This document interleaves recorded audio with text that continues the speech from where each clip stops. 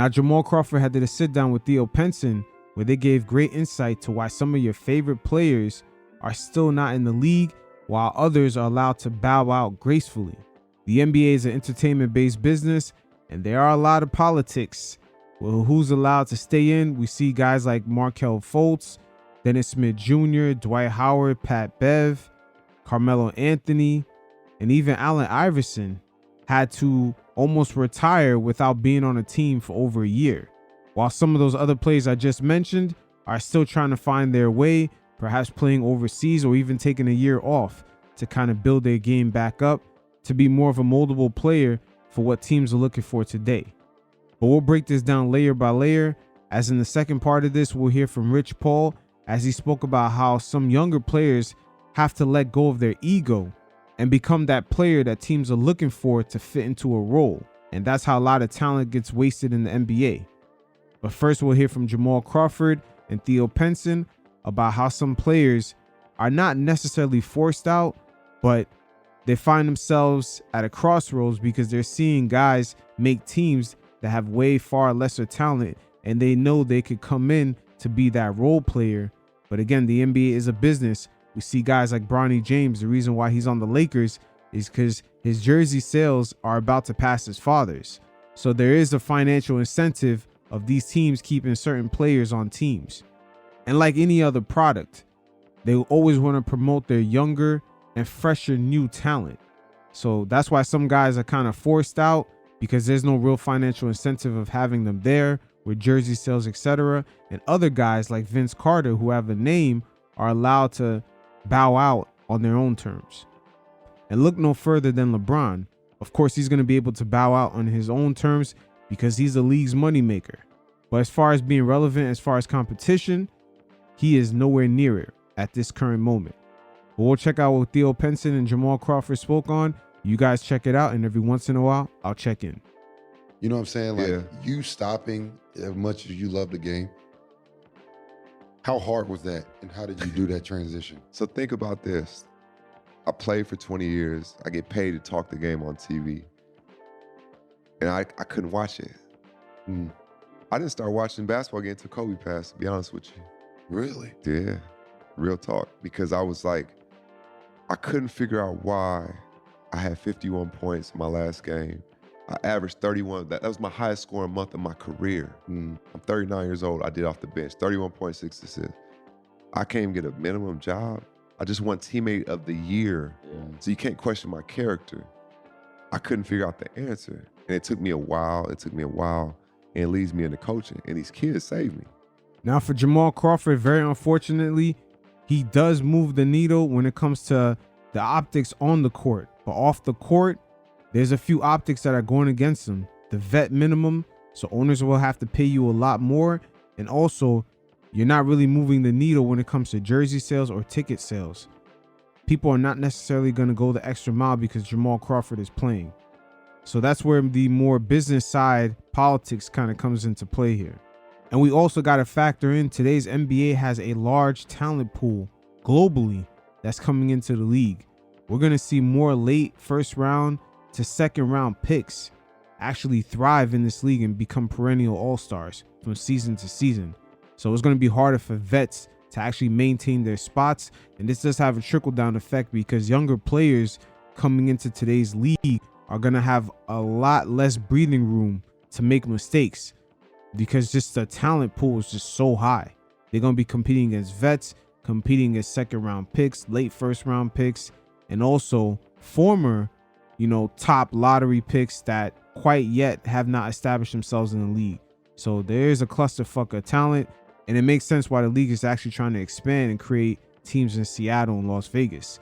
The talent pool is really out there, man. The league has never been so talented, all the way from the first player to the 15th man on the bench.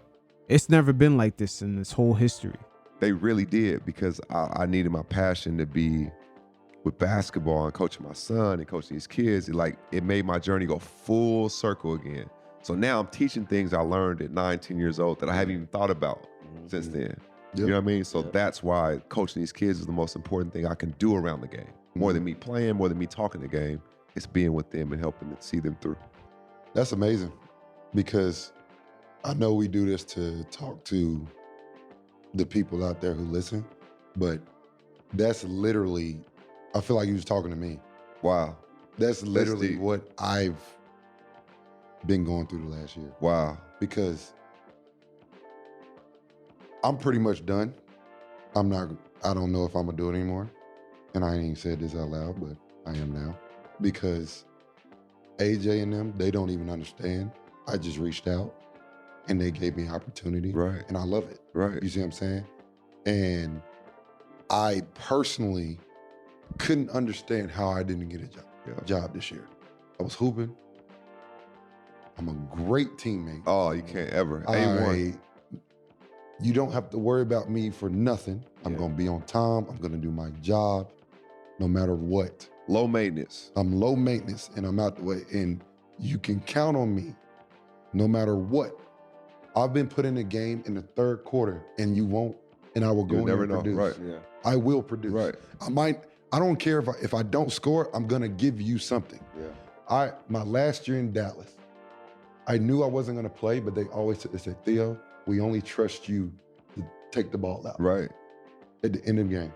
You go watch the Laker game when I was in Dallas, my second to last year. They put me in the game at the end of the game just to take the ball out. I played for 3 seconds. Just to get the ball in. Get it to Kyrie. Go make a play. Get the fuck out the way. Get it. I've always done that. And I couldn't understand. Shot 40 from 3, played point guard and everything. Like, damn, I guarded Rudy Gobert the year before. Yeah. I can play literally Anything. whatever position you need me to play. And the thing you just said, right? You're saying and he's saying the stuff people can see. Let me give you a window into the world they can't see. The days of training every single day, not knowing a call is gonna come. The days you're in the gym by yourself, the battles you're playing, where you don't know, like, then you may make 1,000 shots a day and be like, what the fuck am I doing this for? Yeah. The mental games that go into it, running the extra sprints, running the extra miles, not knowing that there's some on the other side, but there is some on the other side, you gotta be ready for it. Yeah. And now the brand new CBA is going to make that life even harder because owners now found a way to not even sign permanent guys as a 15th man. They're going to be on this fringe two-way kind of deals in order to kind of maintain cap flexibility. Because right now with, teams don't want to go over the second apron. So there's like a clause. I don't want to say there's a clause. There's like a finesse that teams are really going to try to get off and make trades during the preseason, while teams are allowed to have more than 15 players on the roster. That's what the Knicks did with the Karl Anthony Towns trade. But now teams like the Knicks, they're like probably a couple $1,000 about to touch a certain apron. They're kind of keeping fringe two-way guys on the team, and they're signing their rookies at lower amounts. There's a lot of finessing going on. So teams don't necessarily have to keep a permanent NBA salary player. I believe 1 through 13, they can keep 12, I believe. And then the rest could be about two-way players. So guys like Theo Pinson are going to find it a lot harder to actually stay on the NBA roster, because to an NBA owner, especially an owner that has a bunch of star players on the team that he's paying, it's not going to make financial sense. This is where the CBA kind of hurts from the middle tier players, guys like Julius Randle, Brandon Ingram, that type of talent where guys are productive, but teams are not necessarily going to want to pay them a lot of money. And it hurts also the guys who actually could make an NBA roster consistently, especially going into their veteran years. Owners are not going to want to pay them. They're going to try to keep them on two-way contracts. And if the amount doesn't add up so they can stay under the cap, they're not even going to sign those guys, no matter how much talent they got. It's very unfortunate. A lot of politics here at play. Like, there's so many of those moments where it's like, man, I'm fighting a ghost right now. And that wears at you and it tears you, like, man, I'm done with this. Yeah. And that, for me, honestly, that's where it came to. And it was like, you know what? I'm tired of somebody else having the control of my life of when I can play or not. Yeah. It's over. I'm not doing it. I'm taking control of my career. I've earned that. That's absolutely where I am, because that's why I say the ball isn't everything, because you, CJ, Maul, like, I've had so many opportunities thrown at me and everyone's saying, like, you can do this. We would love for you to come. Right. And I'm like, wait a minute. you want me, right? You you want me to be here. Theo, Wait a minute. Theo, you just I haven't felt this shit in a minute. Yeah. that's You know what I'm crazy. saying? Yeah. You value me. That's all people in the world want. Yes. They want to be fucking valued. You see what I'm saying? That's So it. that for me, that's what it is for me, bro. Like I just can't. I'm tired. I'm just mentally tired I was drained. of it dictating, because you're uprooting everyone. Like I got a family, I got a fiance and a Right. kid, and I'm uprooting them going to another city, and I don't know when. You don't know They're what. like- It's a ghost, they're bro. like- I'm telling you. What's next? I don't know. I don't have an. But now I can It's tell clear. you. Yeah. We in Dallas. Yes. Yes. We living in Dallas and we good. Yeah. And I got you. You know what I'm saying? Like that's that part. beautiful. It's a peace Like- of mind. It's a peace of mind. It's like you did it. You took control back of your situation. I had to allow myself to get out of shape because it was driving me crazy. I know I could still play. Mhm. So I had to let the game, okay, I can't play every day. Now I'm just going to play once a week. Now I'm just going to play. And that gave me peace. Like I'm not doing this every day. Also, now I do it just for cardio. Yeah. Mhm. You know what I'm saying? Because I love it. It's no like, if I do this, I can get like, nah, I just love it. I'm just getting a sweat. AJ asked me, when's the last time you worked? I said, AJ, I just hoop. Unfortunately, hoopers like Theo Pinson are going to have it harder going forward. The next generation of guys that are in between that, G League and NBA, kind of making a roster, hopping from team to team, that life is going to get even harder because owners now, they're always going to be looking for players that are either going to take a pay cut, always be on two-way, or just looking for potential. You know how owners fall in love with potential. They rather pay that, and the league is just getting a lot younger and younger, and there's a lot more talent coming in every single season. So that mental dedication is going to be even more stringent. But that same dedication and humbleness that Theo Pinson and Jamal Crawford displayed, just to be still attached to the game, what they're willing to sacrifice, be a great teammate, do what the team needs them to do. That same thought pattern is what a lot of younger players today are struggling, as we see an influx of a lot of high-performing raw talent, but sometimes it doesn't necessarily translate. Jonathan Kuminga, Killian Hayes, there's a lot of players coming into the league, and that transition into molding their game into an NBA play style that results in winning, there's a lot of clashes there. And super mega sports agent Rich Paul sat down with Carmelo Anthony and they spoke on this. How a lot of younger players are struggling with that transition into the league, and a lot of them do need to carry that mindset that Theo Pinson and Jamal Crawford had at the end of their careers, because not all these players are going to come into the NBA and be in a position to have the green light to take a bunch of shots. I mean, just looking at this year's potential lottery teams, the Jazz, the Blazers, the Nets, they might have enough room for a player to come through and just have the green light to make mistakes, take a bunch of shots, average maybe his 16 to 20 points a game. But other than that, there's not a lot of room for the rest of the NBA teams, as there's an influx of talent in almost every single team, whether they're struggling or they're good. The Wizards have Alex Sarr, Jordan Poole, Kyle Kuzma. The Pistons have a bunch of young talent over there. The Spurs have Stephen Castle, Wemby, Vessel. The Bulls have Patrick Williams, Kobe White, Zach LaVine, Lonzo Ball. It's sort of 50-50 for a lottery pick to come to that team and just have the green light to do what he wants. So you see where a lot of rookies, unfortunately, no matter how high their draft profile is, are going to have to adapt this mindset that Jamal Crawford and Theo Pinson had. Or else that potential talent just ends up getting wasted, especially in the parity era that the league is headed into today. You guys check it out, and every once in a while, I'll check in. What's the better path?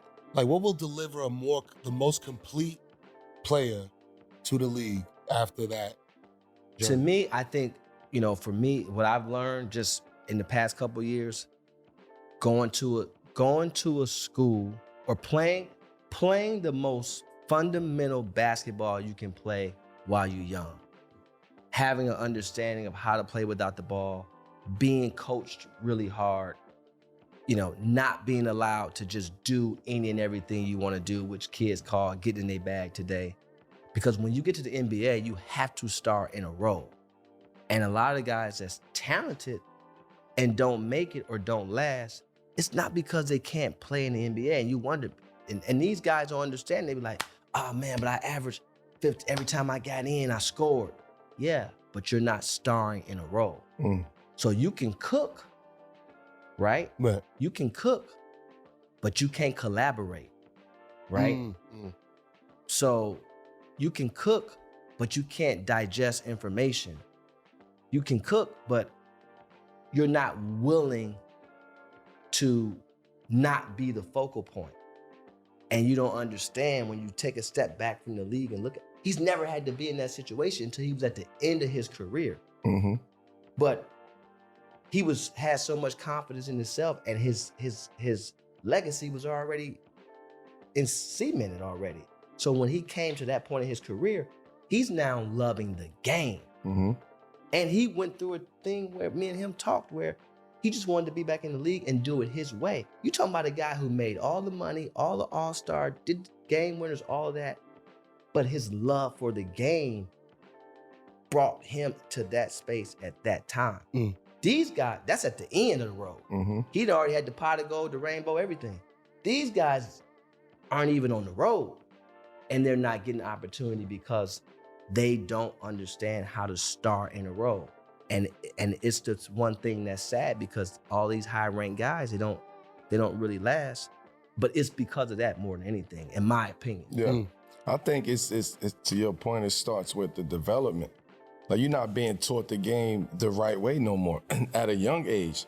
So when you go to these combines and these colleges and try to make the pros, as you start getting older and bigger and stronger, everybody else is doing the same thing, right? Somebody you may have seen at 6'1" this year may come back 6'4" next year, and 6'7" 2 years after that. So when you get to that level, to your point as a role player, and I can attest to this because I had to, at the end, to your point, be at peace with that.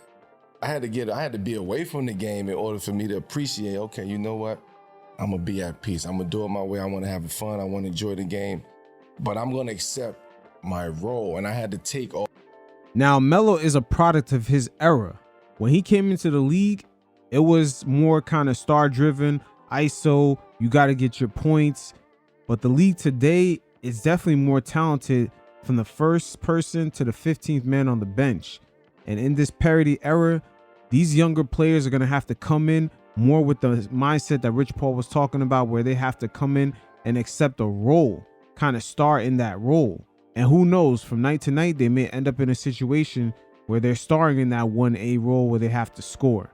But the league today is very different than the I'ma do me era, where a bunch of guys were trying to jack up shots, trying to imitate Michael Jordan after he retired, for the most part shooting about 40% from the field. And some of their teammates consisted of guys who were just strong and were rebounders, not necessarily scorers. They were kind of setup men and enforcers. Today's league is pace and space. A lot of guys can beat players off the dribble. It's a complete different ball game. And one player I could point out that has been struggling with this ever since he came into the league is Cam Reddish. Off the ego hat and the pride hat of just like, you know what? I'm gonna be cool with averaging 13 because that's my role, right? I can't look at it like, oh, I'm averaging 13, I'm averaging 15, and comparing that to where I was at in New York, averaging 28, 29, right? Because of the fact that I had to accept my role. So if I'm doing that in my role, I feel like I'm having a very successful year.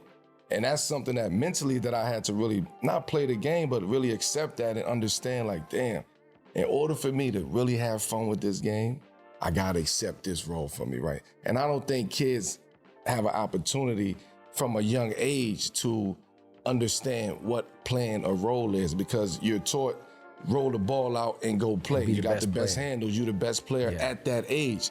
And it's also the AAU culture. It's, oh, he's the nicest player, we're going to fly him out to play for this team. Then the very next week, we're going to fly him out to a different part of the country to play for another team where there's a different shot clock. The basket is a different height. It's all sorts of different rules and regulations. It's a very sticky situation in the AAU circuit. And also for a lot of these kids, I got to shoot them bail. The mentality that it took for them to be a top pick, a top guy. It's hard to tell them to tamper that down once they get into the league and fit into a team concept. that transition, it may take some time. But meanwhile, their European and international counterparts are taught basketball like that off rip. And every week from a youth level, they actually move up according to their talent, not based off of their age. And they play with the same rules, the same height with the hoops, and the same regulations all through. So it's a complete different system. And it makes sense why a lot of the international players are coming along and they're dominating the game. Until you meet somebody that's the best player at that age and realize you ain't developed the right way. And that's the problem, that when they get to the pros, and even college, even some colleges, when they get to that level, they lost. Yeah. They struggle the first year. Then they confidence is low. Then they gotta get in the transfer portal. Because you're not putting the work in. Yeah. You ain't understanding. One thing you just said, Melo, people understand how you embrace it at the end of your career is really 95% of our league's actual careers. Absolutely. That's what it is. Yeah. So I don't think the kids know that. Rich Paul, I'm pretty sure you know that. The kids do not know that. They assume that they're going to be in the role where they're going to be scoring 20 points per game the same way they were in that role during their high school years and AAU years. They were considered the best player. And that's the problem with the AAU circuit. That is a major problem. They find out someone is super nice, they'll fly them out. They never practice or play with their team before, but because their talent is super high, they just instantly give them the ball and just kind of ISO and let them do them. And none of that translates even in a college level, let alone the NBA. You know, it's tough, but that's the truth. Have you ever had to have that conversation with an athlete that you represent, where it's just like, hey, bro, listen, you might have been the guy at, whatever academy, but right here, you just need to get. I've had it at the beginning. I've also had it at the end. And the other issue is a lot of these guys are surrounded by a lot of people that really don't have the right information. And, good, right, or indifferent, whatever it is, still you have to be able to, if you're around these guys, you have to be able to really check yourself and realize that I can't just say certain things because they're searching. They're searching for the words that they want to hear. They're not really searching for the right words. They're searching for, no different than a little kid going to you and you say, Dad, can I get, no. Mom, can I, no. When they get to grandma, she say, yeah. Y'all both said no, and then she said, yeah, that's who I'm going with. It's the same thing in our industry a lot of times. And I don't want to be a person that people say, oh, well, man, you don't want me to listen to my dudes or my families. No, it's not that.